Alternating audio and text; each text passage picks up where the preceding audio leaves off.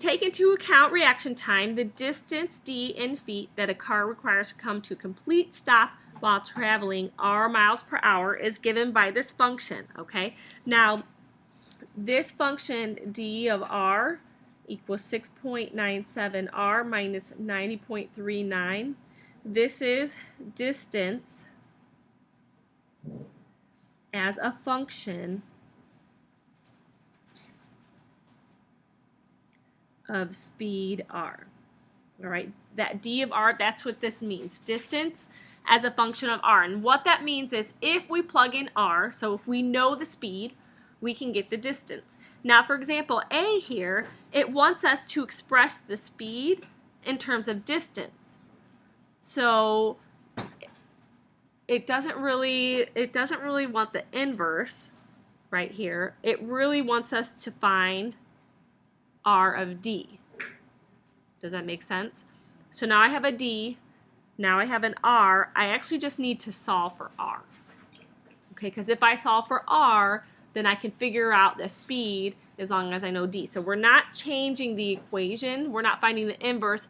We're just solving for the other variable and making the other variable the dependent. Okay. So how would we solve for r here? What would we do?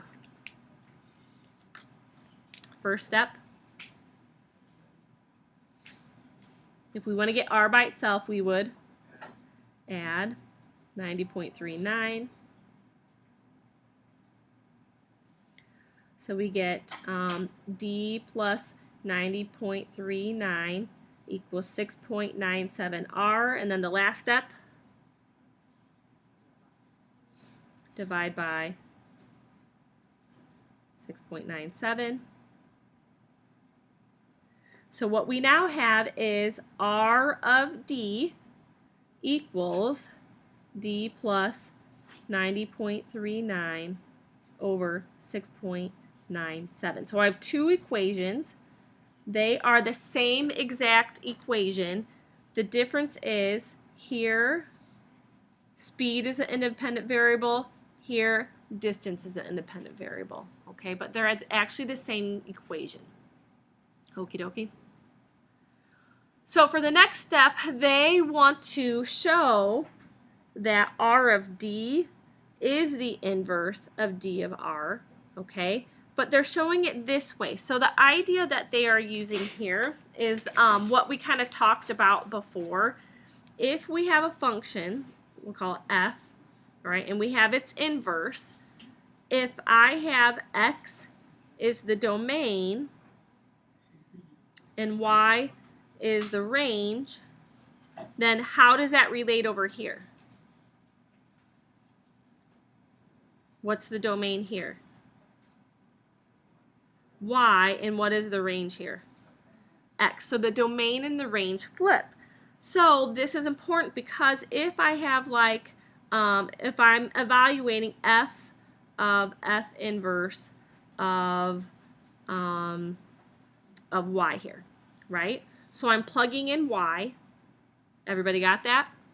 So I plug that in, but then what's really happening is this answer is going to be x. Do you guys see what I mean? Because f of y, f inverse of every y is actually equal to x here. Good so far? All right, so if that's the case, then what is f of x? So now I come over here and f of x equals y. So it's like, wait a second, like these are the same numbers. All right, let me show you guys one more time. Let's actually use a point. If I have the point 2, 3 for my function, and then for my inverse function, I have then the point 3, 2. Everybody okay with that? If I do the inverse, if I do f of f inverse of 3, what is f inverse of 3? If I plug in 3, I'm going to get out 2. So this becomes f of 2. But what is f of 2? F of 2 is 3. So it's when you plug the input into the inverse, right? But you're evaluating that for the function, then you're going to end up with the same thing, right? So it's really tricky because it's almost circular. You're like, wait a second, like the input is the output of the other one, like very, very tricky. But that's what they're showing you here. They're saying, hey, if these are inverse functions, if I am putting in a speed into D, right, but then I'm evaluating speed in terms of that output, then if it's an inverse function, I should be getting R back out. And if this is an inverse function, if I'm doing R of D, and D is the inverse, then when I evaluate that, then I should be getting D out. And so all we're doing for this step right here is we're just verifying that. So we are going to start with R. So I have R equals parentheses plus 90.39 over 6.97. And then in here, we're going to put D. So that is 6.97 R minus 90.39. What's going to happen on the top? So if we simplify the top, what happens?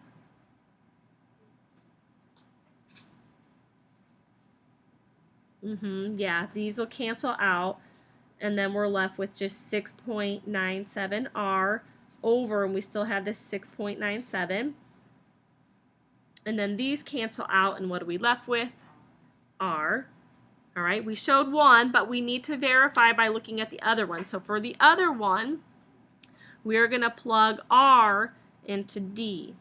So D is 6.97 parentheses minus 90.39. And we're going to plug in R, and we get D plus 90.39 over 6.97. What's going to happen here?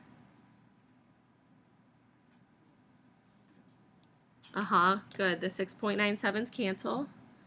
So then we're left with D plus 90.39 minus 90.39. And what does that equal? D. Okay, so now we verified that they actually are inverse functions. And now we're going to predict the speed that a car was traveling if the distance required to stop was 300 feet. So what are they giving you? They're giving you the distance. What are we trying to find? The speed. So what we're going to do is we're going to use R of D. And what is D?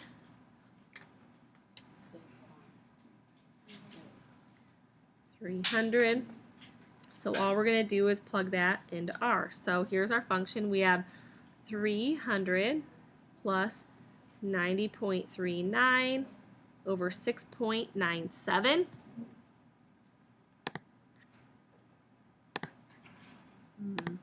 So everybody get your calculators out.